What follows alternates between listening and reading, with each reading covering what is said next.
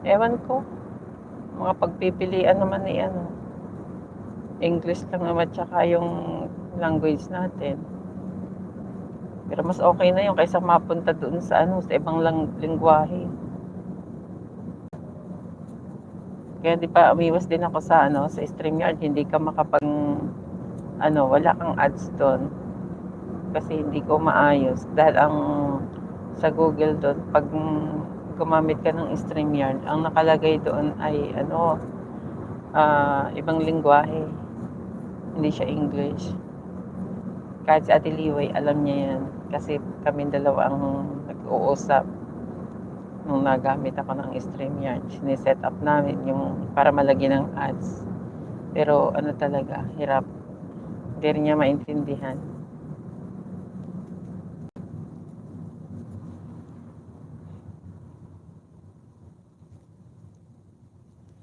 Ginawa ko naman yan, Ate Mape.